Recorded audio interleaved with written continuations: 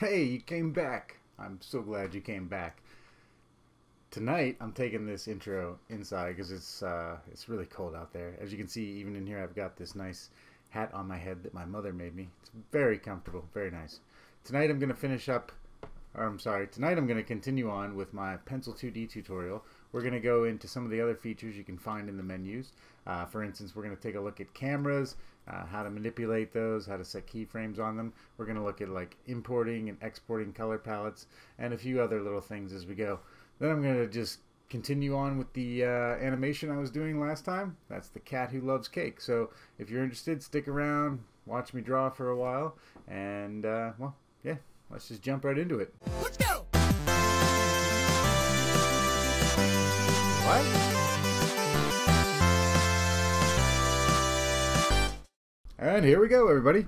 Alright, so I pulled up this handy dandy hotkey chart here. I'm going to go ahead and paste this on our website so you can get access to that. And I'm going to drag this off to the side because I'm determined to learn these hotkeys, as they do tend to save you a lot of time.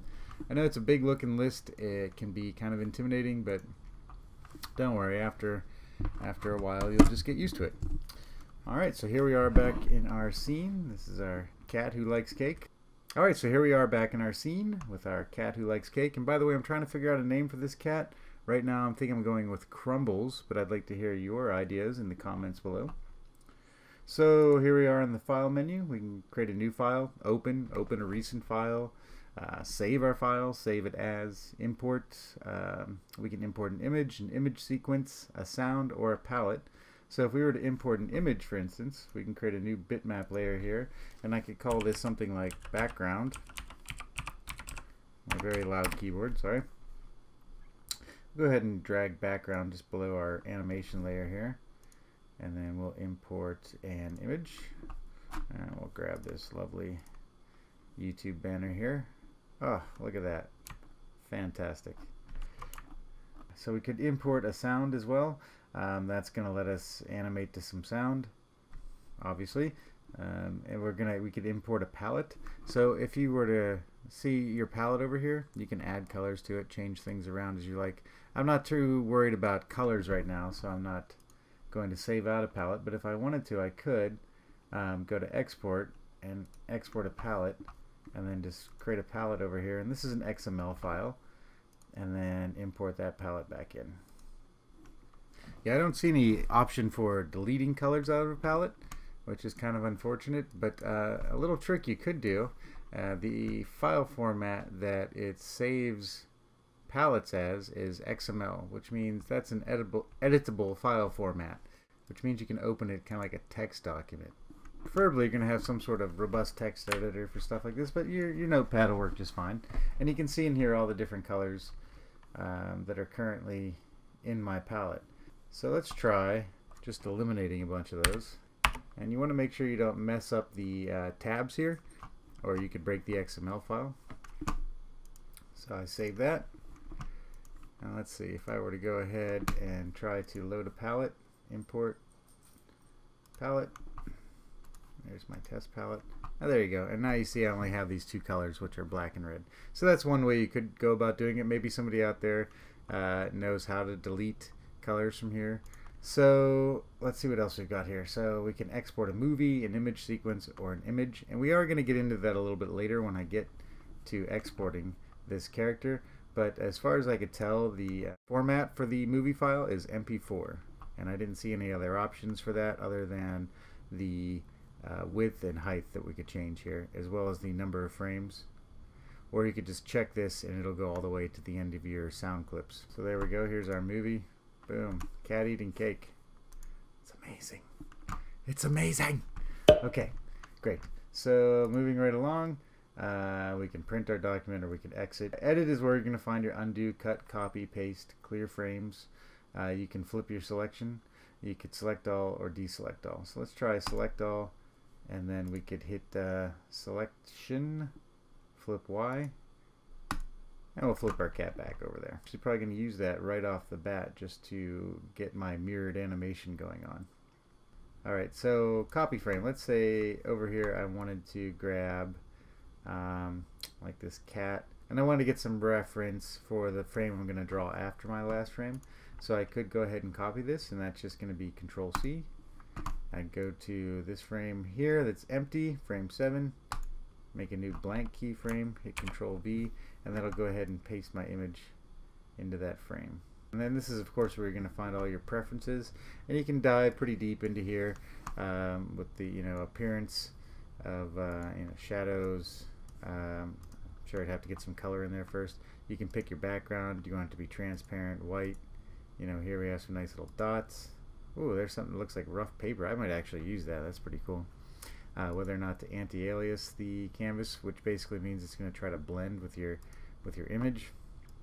And then I don't have any vector lines, so I can't really mess with that. We can show a grid if we wanted to, and that would be useful, for instance, if we want to kind of get an idea of how far our character is moving through space here. Pretty neat stuff. And you can of course change the size of that grid. You can have autosave on here, which means it's going to remind you to save your file, and this will just clear your list of recently opened files. You can change the size of your frames, which actually could be pretty handy, especially for old folks like myself. And then your timeline size. Short scrub means you're going to get a small scrubber. I kind of like this actually, like a nice big scrubber, again citing the oldness factor. Here we got our tools. So this is where I was showing in the last video your onion skin options. And then here's all your shortcuts here as well. Yeah, you could actually change these if you wanted to. So if there's like a layout that works a little bit better for you, you can go ahead and do that.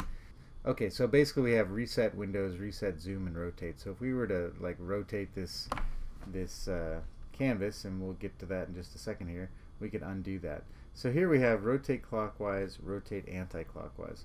And this again is great because you can sort of mimic the old animation drawing tables where they would spin the table, and as you're drawing that just helps you get a certain angle, because your arms coming in and your elbows centered in a certain place.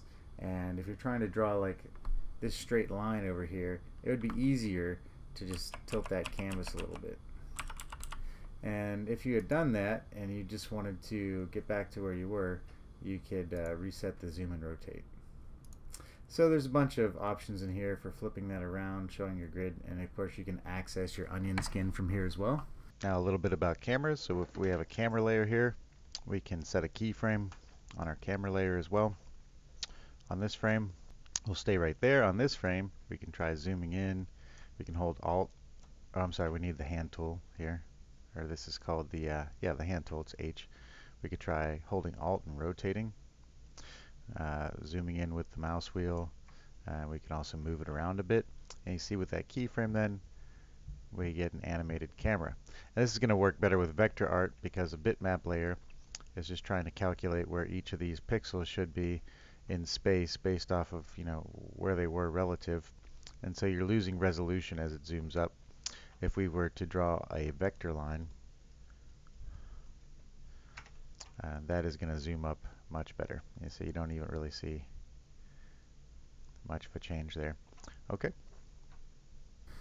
And then animation, this is where you can find your play, your loop, your range, going back and forth between keys, adding frames and removing frames.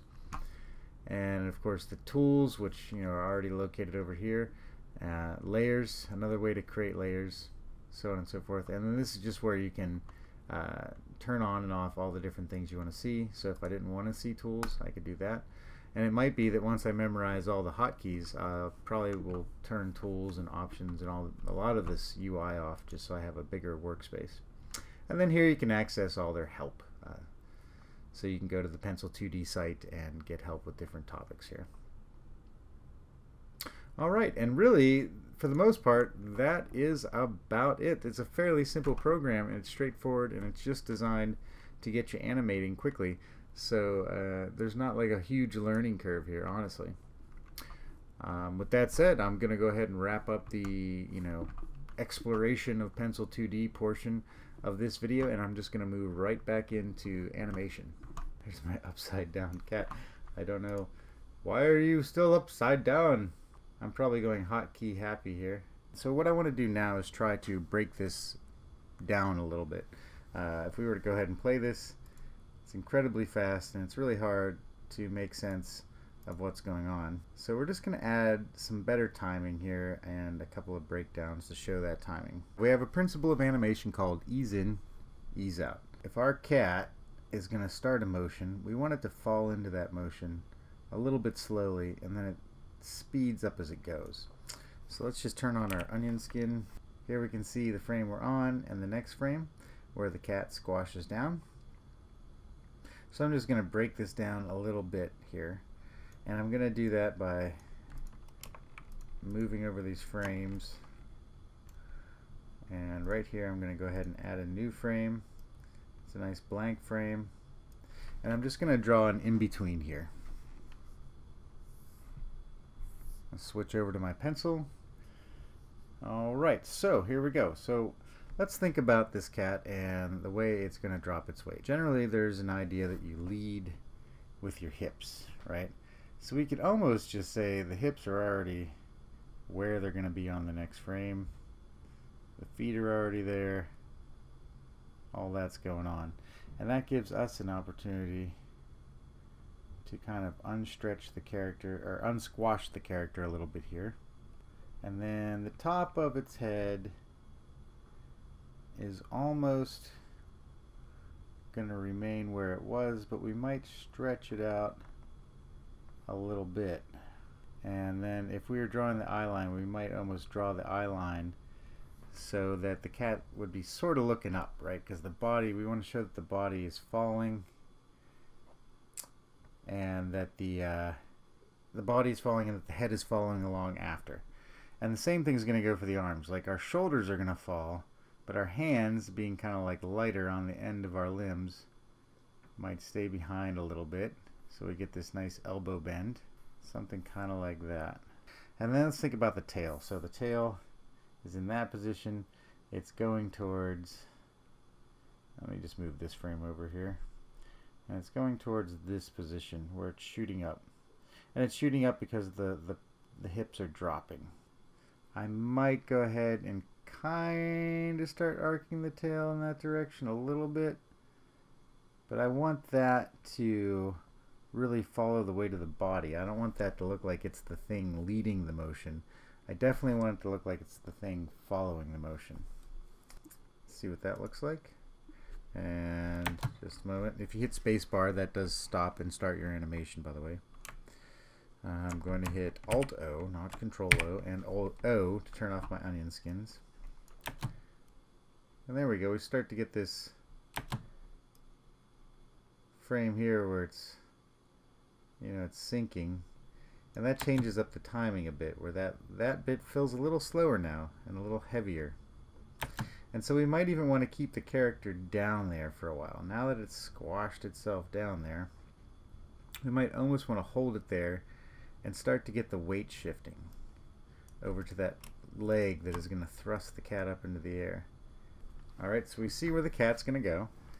We know that the weight is here. And so we might think, let's see, how do we want to think about this? We could think about the leg is going to start to straighten out sort of in that direction. That whole center of gravity is going to move, but let's have it tilt up just a little bit too. Again, we want to have a nimble cat. We don't want the cat to feel like it's too weighted down all the time. And remember, always try to get these nice lines, like, you know, just imagine that line, and don't worry too much about the form of the cat just yet. Just focus on that line. Let's see if I can remember my hotkeys. N for pencil. And then you can almost imagine here, as it's starting to lean, and it's starting to go up a little bit, you want to have that arm sort of trail along from where it came from. And let's see, I can almost imagine the body tilting this way. I could almost imagine the arm, you know, showing that secondary motion of sort of falling behind as the body moves. It would actually be the same kind of thing with the head, just trying to keep the shape. The head can start unsquashing at this point, of course. And then we want to start the cat looking up as soon as possible. I pressed E for my eraser, N for pencil. So it's the cat notices a thing, and that is why the cat's going over here. That's the cat's motivation, right? It's like, oh, I just noticed that there was some cake. And because of this little bit of a weight shift, this whipping motion, we can see the tail might sort of fling from behind here. Just look at that again. Oh yeah, see now we're starting to feel some real weight in that character. Now let's see, that last bit, so we have ease in, ease out, but we're hitting this pose. I think we're gonna have him shoot, because this is the, we eased in and now we're going back to normal speed, so we're gonna have it shoot its way up here. So we might want to break this down. Yeah, we'll break it down just a little bit here, I think. Alright, so what I want to see here is really the body has already moved up into that next position for the most part. We might not get all the stretch in just yet, but mostly there. Ease in, ease out. So the cat is moving pretty fast now. I'm actually going to save the foot shooting out for last. That's our secondary motion, another principle of animation. We want like our appendages and other lighter parts to you know, follow after the main weight. I'm trying to think of a good example. Like if you shake your head around, your hair follows whatever your head does, right? It lags behind a little bit though. So your head's turning, it starts yanking on the hair starts flying about your head, and then it comes to rest long after your head has already come to rest. So with this shoulder, I'm just going to go ahead and continue, or this arm, I'm just going to go ahead and continue to accentuate this arc, and I want to kind of lead it back to where it came from, in between to where it's going to go. Our arm here, our other arm, it doesn't have very far to travel actually, which is kind of nice. We don't really want to stretch the head just yet. We know our ears are here and the cat's looking up at that piece of cake. Our tail is going to go into a straight position.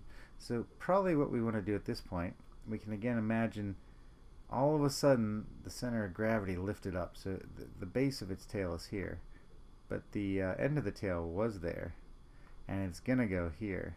So you can almost see something along these lines happening, where it's kind of curving back up towards that previous position. So our fast motion is really this bit, this frame change here. Boom, boom, boom, boom. And then we're going to sort of ease back into it again. So the cat reaches up, and then it's going to fall back into this position here. So it's almost like it would sort of start to lose its balance a little bit here, and then start to fall back into this position. And what we're going to do here again is we're going to drive with the body just right into that. It's not a huge change. Maybe that's enough. Now I do definitely want to break it down right here, right? So this is going to be our extreme squashing state after it has just leapt up and grabbed that cake. Alright, so let's just turn our Alt-O and O back on here. So here's where I just want to do a frame. It's almost ridiculous. Like where this arm is just smashing that cake down its throat. You can almost see it. We just really want to sell that pose. That's the shot, right? That's the spot where this cat finally gets this piece of cake. I'm not sure what's going on there. We can move the body over a little bit during this if we wanted to, and that's what they call a moving hold. Like we're trying to hold this pose, but we don't want it to die completely. We don't want the character to just stop moving, and so it could start, you know, regaining its balance a little bit here. But here's where I really want to push this, and I might just push this curve across here a little bit. And if we want the mouth to be bigger, we could actually, again, trying not to lose volume, we could try to shrink the head, the top of the head just a little bit. A lot of times when I'll do 3D rigs, I will put in that squash and stretch on the head, on the face rig, just to accommodate things like that. And then we can really, you know, we can kind of cheat it here because it's a 2D cartoony style character, so our mouth could get really big here. You can even just draw it into the body, and I want to sell that there for a moment. All right, and then the arm is like in there. It's just jammed in the cat's mouth there. Okay. And that is a very messy drawing, but it should get my point across at least. Hum, hum, hum, hum. Do we want to push it further? Can we push it further? That's the question. Can we push it further? I think we can. I think we can push it a little bit further. That moment when the cat finally gets that piece of cake. And so the squashing isn't so much happening yet. We're almost doing an asymmetrical squash in a way. Like we want this part to bulge out a little bit.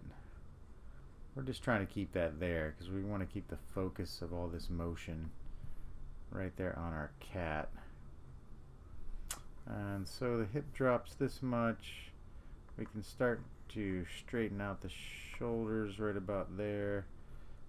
Finally, the arm can start coming out of the mouth. And then what I want to see this mouth do, the pose that says, okay, I have completed the task at hand. I have done what I've come here to do, and I have shoved this cake in my mouth. And then there'll just be happiness, right? Happiness. Here, I'm just gonna sort of like point. Like the ears can take secondary motion too, which is something nice to add into there. Here we might actually take the balancing arm and just pop it up a bit to show like the secondary motion that would happen from like your body slamming into the ground real quick. Alright, so basically what I'm going to do is mirror this animation on the other side, but something's going to have to happen in this interim, right? So we're going to do a moving hold here so we could speed up that process some by, by selecting this top half of the cat. Grab our arrow here and just squish it down a little bit, not too much. Since we move the cat down a little bit, that mass needs to go somewhere. You know, something's happening here, and we can get into all kinds of very subtle and very extreme secondary motion with the whiskers and the ears and stuff later on as well. And since we have this now, we can always, depending on how long we want to hold this, let's try this new one. We could do selection, select all. Let's try that hotkey here. Control A, great. Control C, move up to 14, frame 14, hit our plus button, and paste that in there.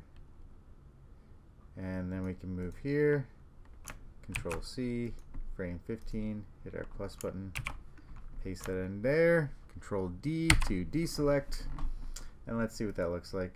Okay, that's kind of crazy because it's shaking. I kind of like it though. It's like it's laughing because, you know, it just ate cake. I got cake. I got cake. All right, well, I don't know. Tell me what you guys think.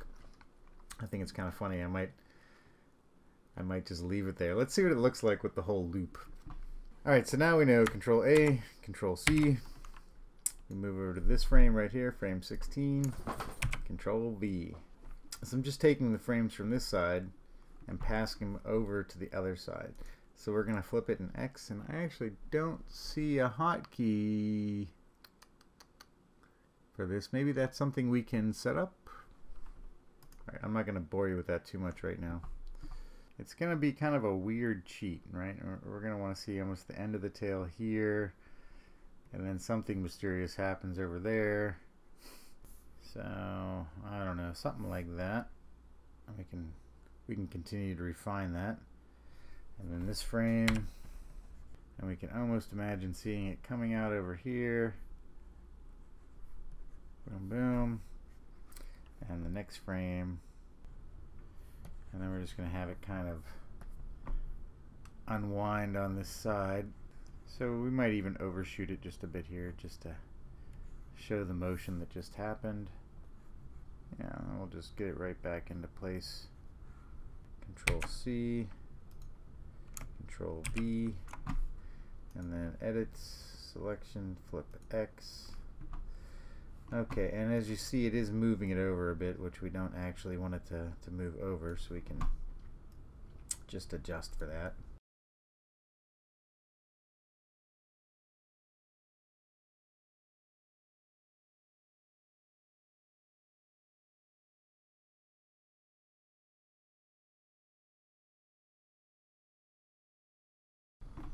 Alright, there we go. I think we've got all our frames pasted now. Let's go ahead and play this. Make sure our onion skin is off. I'm going to deselect and I'm going to save again because saving is a good idea. There we go. Okay, now we're getting somewhere.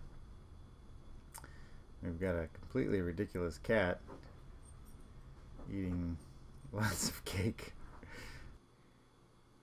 Yep, so there we go. Cat eating cake. I think at this point I've gone on for a very long time, and so I'm going to leave it right there, and we'll catch up next time where we'll start cleaning up our drawings, just double checking our timing and that everything is working the way we want. Alright, so hey, thanks a lot for joining me. If this has been of any value to you, please hit that subscribe button, show your support, like the video, share it with your friends, send out postcards to your family, like on your Christmas card. If you could actually just put the link to this video, that would be great. Alright, I really appreciate everybody, and we'll catch you next time. Okay, we'll just turn those onion skins. Never Control O. Always Alt O. O. That's how we get our onion skin turned off. I just cannot stop hitting Control O. I don't know what it is. I really don't. It's like a magical frame. Okay. That's kind of a nice, like, do not hit Control. I don't know where I'm even getting Control O at. I fear it might be a past life when I used a software where the onion skin was Control O. It's not you, Pencil 2D. It's me. I love you.